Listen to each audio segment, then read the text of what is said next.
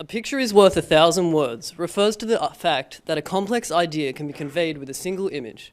Youth are Bruce's first goal to fund the Arctic Sanctuary exhibition and present this magnificent collection of images to our community inspired us to go even further and create a TEDx event that will garner the support of inspirational speakers. They too will share their images of the Arctic in their thoughts, ideas, experiences, and stories. We hope that these ideas and their journey are passed along to you today. We urge you to take your passions and connect them with the inspiration that surrounds you. Develop your own ideas to make a difference in your community and in the world at large. It is my pleasure to introduce the first speaker from Santa Barbara, California, Jeff Jones.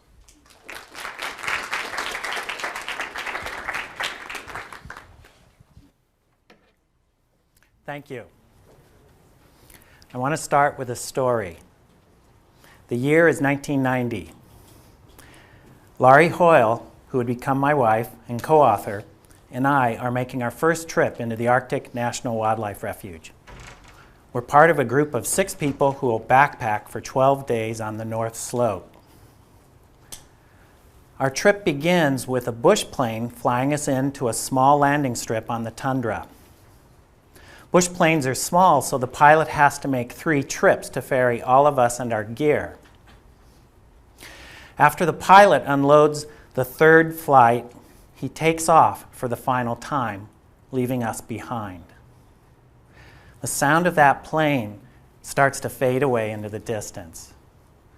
That plane is the last piece of civilization that we're going to see for the duration of our trip.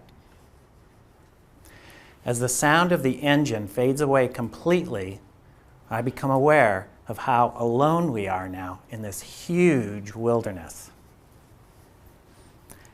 Just us, and somewhere out there, the grizzly bears. Us and the grizzlies, and the caribou, and the wolves, and the foxes, the eagles, and the peregrines, the swans, the sandhill cranes, the lichens that are under our feet that sometimes seem to be everywhere, the streams and the rivers, the glorious mountains, and this immense sky. I'm surrounded 360 degrees above and below me by wildness. And we're going to be immersed in this wildness for the next 12 days. This is just what I came for. And it's why I continue to go back to the refuge. When Roald Amundsen and his team arrived at the South Pole, one of his men asked him how he felt to be the first person to reach there.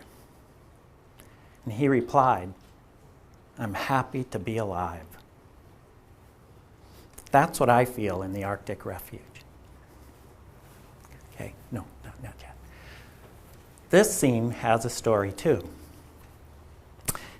In planning one of the next trips, I was looking at maps at home, and I found this location that looked like it would have a good view, a good vista.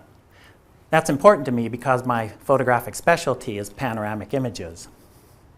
So I made it a goal to try and reach this location on the next trip.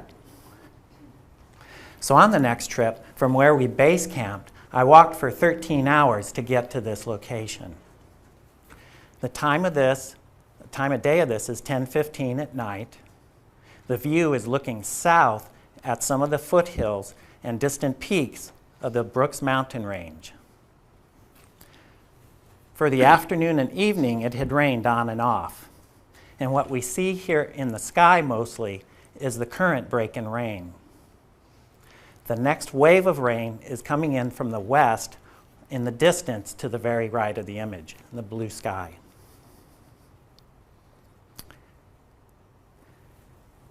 The air was absolutely silent. There was no motion. It was so still. It was so still that I imagined that I could have heard a pin fall 5 miles out there.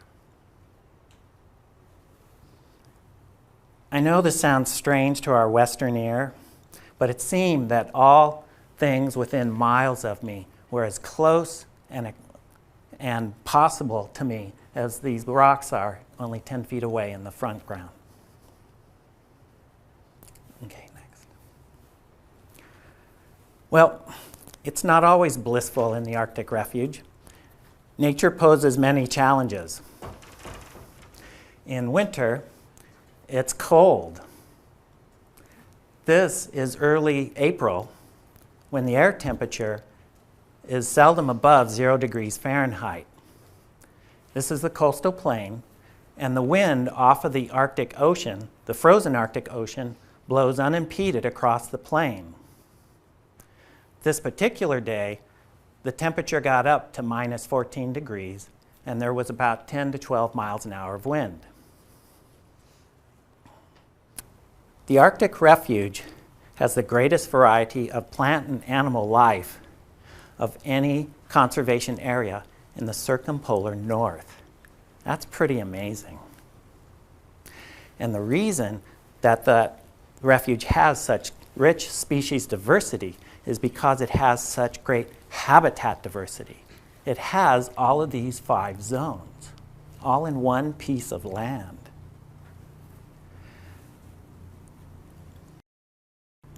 I want to show you 5 representative pictures, or 1 representative picture of each ecozone. Here in the south is the boreal forest. It's densely forested, and the terrain is gently rolling to flat. Next. This is taiga. Taiga is the large transition zone between the boreal forest to the south and the rugged mountains to the north. The Brooks Mountain Range. This is the tundra or coastal plain in the foreground. It's a frozen river that flows north to the Arctic Ocean. In the distance here, we see foothills and some of the peaks of the Brooks Mountains. We're going to come back to the coastal plain here in a moment. Next. This is the Arctic coastline. In this westward-looking view, we see off to the far left the mainland, and in the sunlight are barrier islands that occur along much of the coast of the Arctic Refuge. Next. Going back to the tundra or the coastal plain for a moment. What most people know about the Arctic Refuge is that there's this great migration of the porcupine caribou herd each year to the coastal plain to give birth. But as we see in this map, that coastal plain represents only about 10% of this entire refuge. So people don't understand, they don't have any knowledge about 90% of the crown jewel of America's wilderness. The book, Arctic Sanctuary, authored by Laurie and me, presents the rich diversity of landscapes that occur in the refuge. The companion exhibit, Arctic Sanctuary, is currently here on display at the Bruce Museum. Next. I'm going to share with you one last story. One year I wanted to go back to the coastal plain in late August and early September. The seasons up there on the plain at that time of year is fall going into winter. And as a consequence, the weather is really iffy. It's very questionable. You don't know what's going to happen. So on the day that we were scheduled to fly north out of Fairbanks, it's raining up on the coastal plain. Well, we can't land because of that weather. So we have to wait for the weather to get better. On this trip, weather would again and again and again factor in. We're able to fly off the next morning, and when we get up to the coastal plain, there's this cloud deck. We're able to fly underneath the deck. But as we get about a half a mile from the landing strip that I want to be at, we run into this particularly low cloud. And ice begins to form on the plane's wings. That's really dangerous. So the pilot immediately turns around, leaves the area, and takes us over to another strip. Our days there during this trip on the ground are filled with fog, overcast, lots of wind, rain, and sleet. There's very few times that these conditions lessen, but when they do, there's a few times that they do, and I can walk off to try and photo something. One of those times, I've left camp and I'm walking away, and I'm approaching a field of low willows. As I get about 700 feet from this field, I see these 3 brown bumps out there. And I can't tell if they're muskox or grizzly bears because they have their heads down feeding. So I wait for one of them to raise its head, and when that happens, I see through binoculars the characteristic small ears of a grizzly bear. This is a sow, or mother bear, with 2 cubs, 2 very, very big cubs. I can't get around them because there's a river on my left, and to the right of the willow field, I know that there's a wetland. All I can do is turn around and go back. On the day we're scheduled to leave, it's what? It's raining, so we can't get out. The pilot can't come in and get us. The following morning, I wake up and become immediately aware that the walls of my tent are not moving. They're absolutely still. And the light out of the east is the brightest it's been of any morning. That tells me the conditions have changed. I immediately get up and photograph this. What's the lesson of this story? The lesson is that in wilderness, nature is in control. We're not. We're not even at the top of the food chain. These conditions can make us feel very vulnerable. Vulnerability that we're unaccustomed to in our modern society. Unaccustomed to because long ago we believed that we are no longer associated with nature, or that we're no longer a part of it. Human civilization came into existence in part to improve our security and our food supply. As the effort was made to have more and more control of that, our Western culture decided very consciously to end this knowledge that we have a relationship to nature.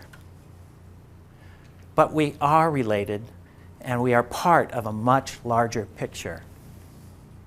The other parts of that picture are the land, the water, the sky, the plants, and the animals.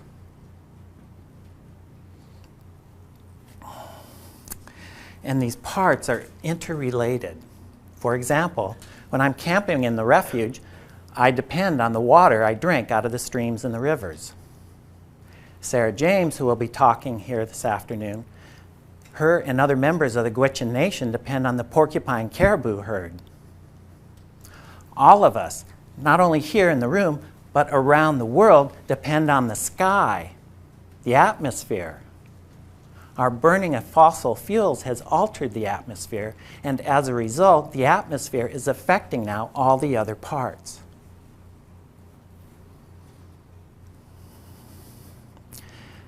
The value of wilderness to today's modern society is twofold. One, it shows us that we are part of something much larger than ourselves. You only have to go to the refuge, and you'll very quickly, in a very short period of time, get that you are a small item in this huge landscape. But is that a bad thing? No, because, secondly, wilderness lets us know that being a part is a very good thing.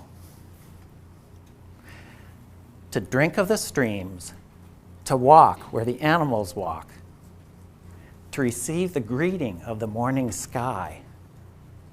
That is an experience that tells us that we are part of something much larger than ourselves, part of the majesty and mystery that is our planet, that we are part of being alive. Thank you.